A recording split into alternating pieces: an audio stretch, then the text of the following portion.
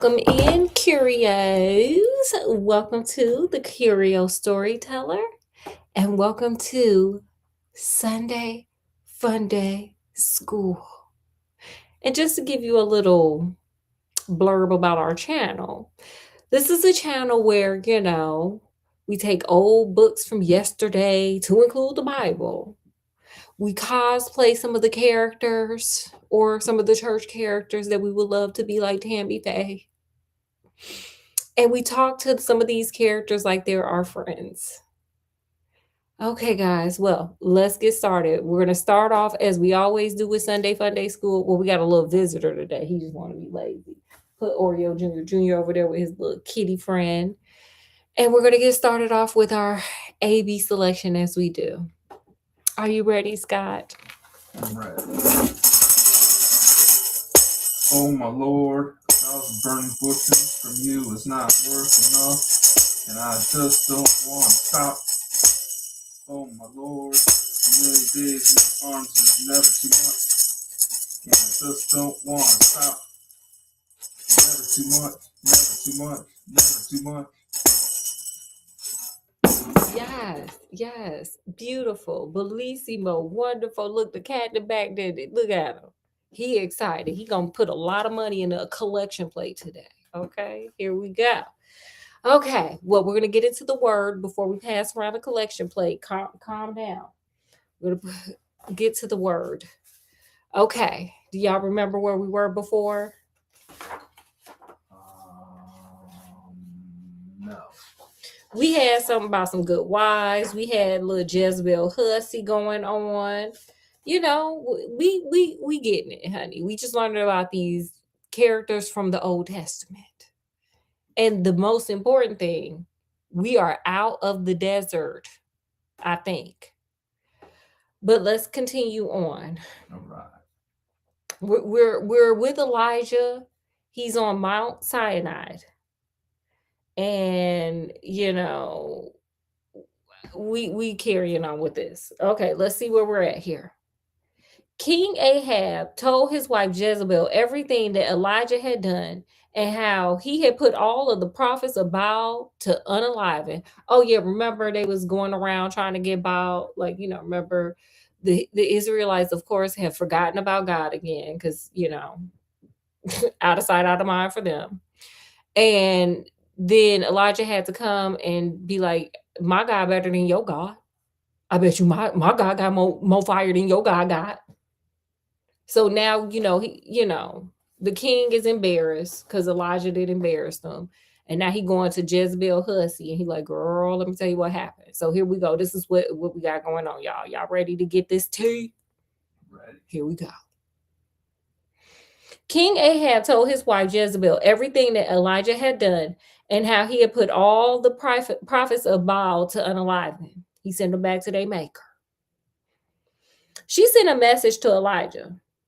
May the gods strike me unalive if by this time tomorrow I don't do the same thing to you and your prophets. Girl, wow. Elijah was afraid and fled for his life. And sir, I would have too. Look, the cat about to do it too. He out of here. He like, this too much. They get up. He took his servant and went to Beersheba in Judea, leaving the servants there. Make sure next time you leave after we pass the collection plate. Sorry, y'all. Anyway.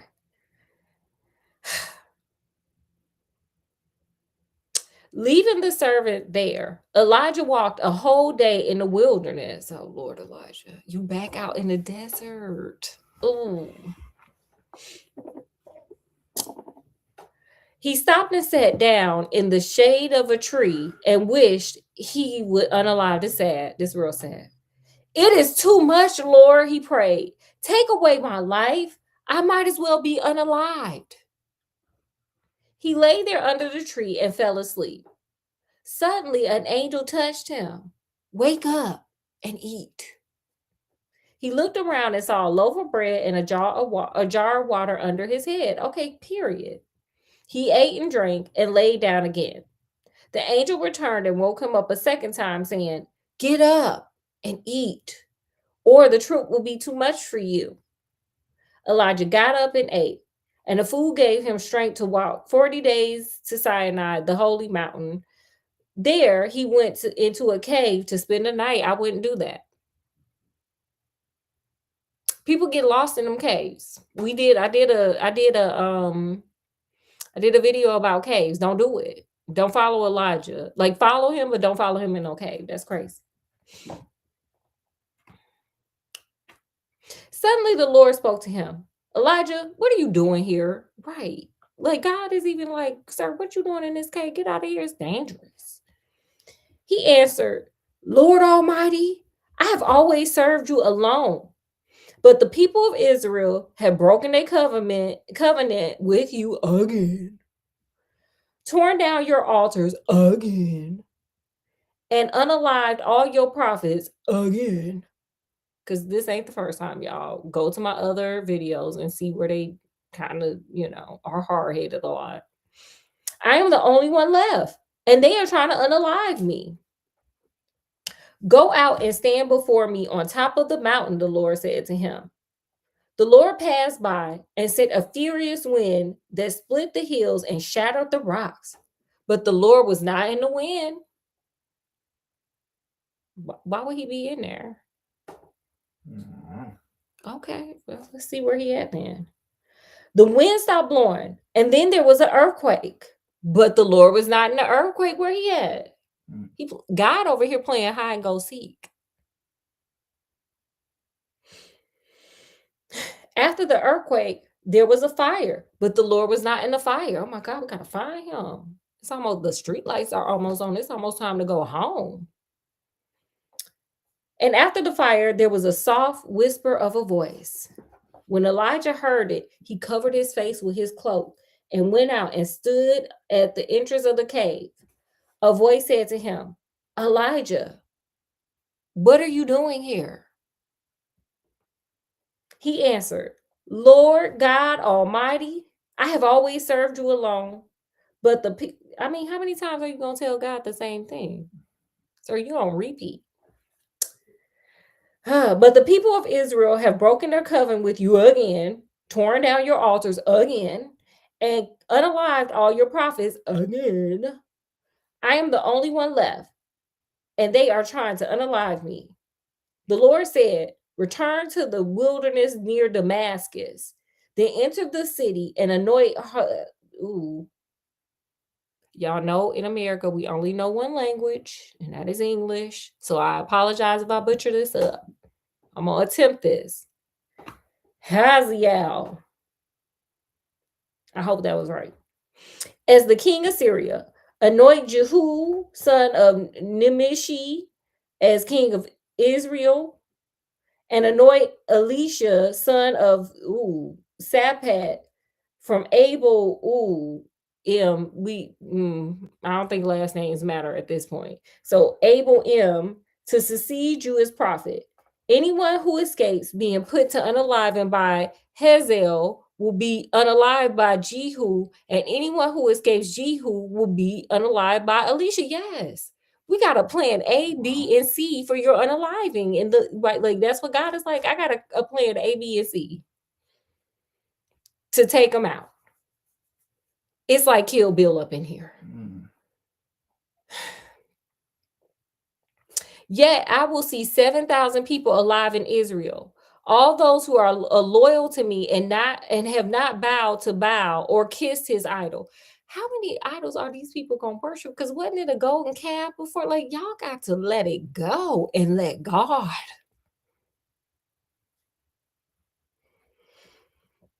The call of Elisha. Elisha.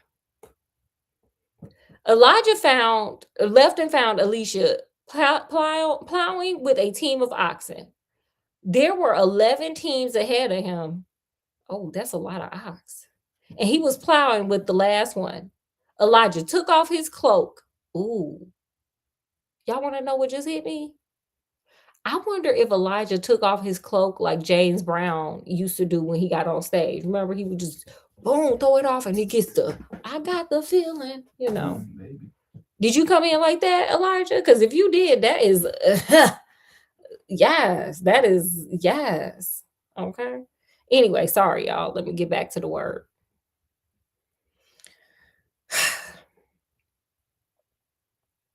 And put it on Alicia, kind of like James Brown. Remember, he would be on the ground like, please, and they would come throw that cloak on him. Yes, honey.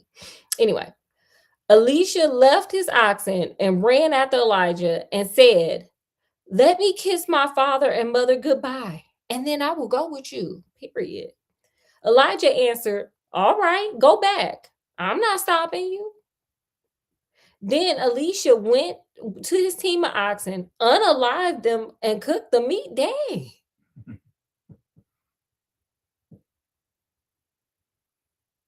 Y'all wild back then. The Bible people was wild. Yeah. Jesus. Cooked the meat using the yoke as fuel for fire. He gave the meat to the people and they ate it. Then he went and followed Elijah as his helper. I wonder why he did that? Like, why did you have to like you couldn't have left the ox for your mama and them?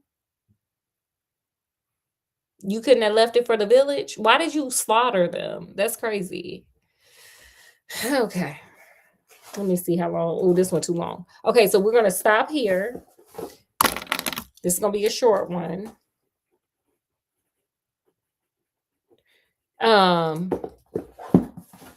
We're gonna end it right there, y'all. But y'all know how we end these things. But before we end it, we're gonna have a how can you show your inner Jesus to the world? Scott, we just pulled cards from this place called Challenge Accepted.